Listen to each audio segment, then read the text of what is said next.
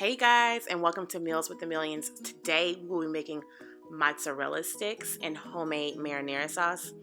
As you see here, this is what you're going to need. You see my homemade croutons again. If you need the recipe, click the link below. You'll need some eggs. That's approximately 3 eggs beaten, flour, and a block of mozzarella cheese. I am going to be taking those croutons because I made too many, and I'm going to be making breadcrumbs with them. You should probably be using a food processor at this point, but this is like a $300 or $400 blender, and I made this work. But if you have a food processor, please use that. And that is what it looks like when it's finished. I added some parsley just for extra little color in the breadcrumbs.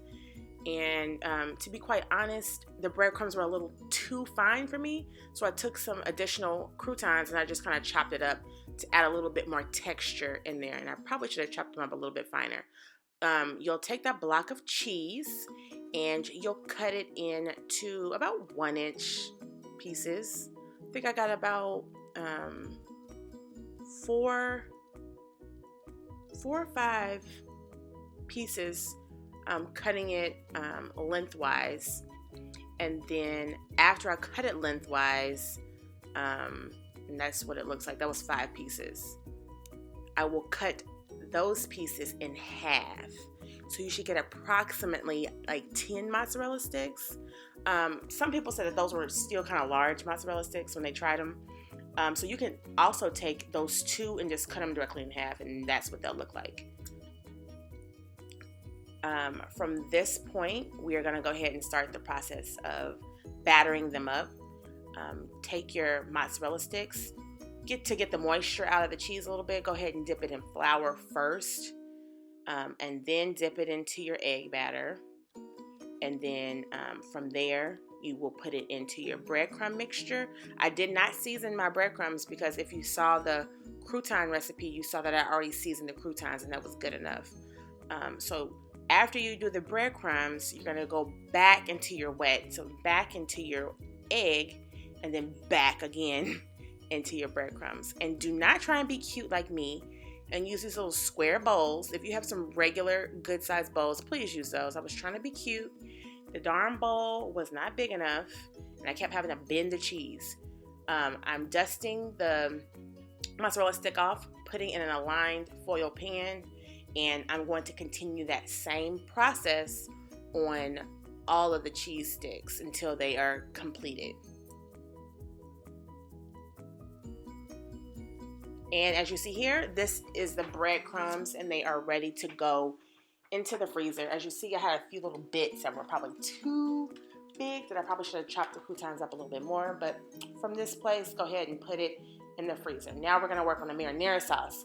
Go ahead and get you a pan, heat it up with some olive oil in it. Add some chopped garlic and onions into that pot. And we're just going to give that time to brown and get a little translucent.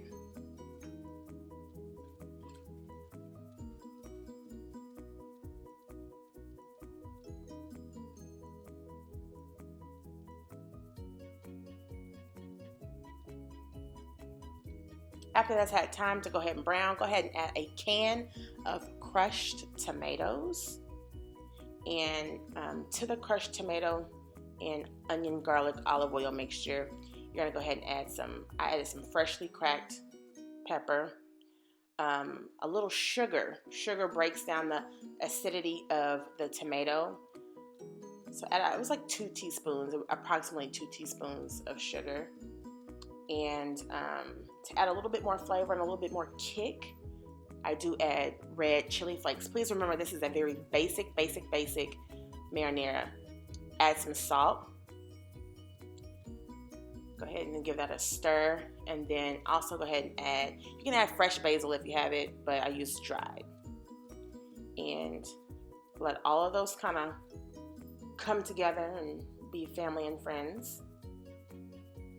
And then go ahead and put a lid, or like you'll see me just put like a plate over top and let it simmer for about 15 minutes. It doesn't need a long time. All right, these are my mozzarella sticks. I actually let mine sit for 24 hours, but you can at least give it 2 hours to get nice and firm. Go ahead and heat up a skillet of oil, get it nice and hot, and drop those babies in there. They don't need to be in there long, only like 4 minutes total. And they'll be perfect and golden brown after approximately the 4 minutes. You see me here flipping them so that they won't get too brown on one side. And then time to take it out.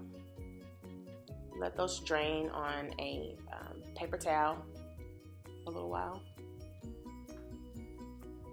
And shortly after that, you have the finished product of the mozzarella sticks that you can make at home. And look how gooey and cheesy and yummy it is. And everyone loves cheese and fried stuff. So my cheese kind of came out on both sides, but it doesn't matter how it looks. It matters how it tastes. It is so good, and you guys will enjoy this recipe. If you give it a try, please let me know. This is my mom, of course, enjoying her mozzarella sticks. They're so good. And this is our like finger food night. So like hot wings, potato skins, mozzarella sticks. If you want recipes for the others that you just saw, just let me know. Thank you so much for watching, and I'll see you next time.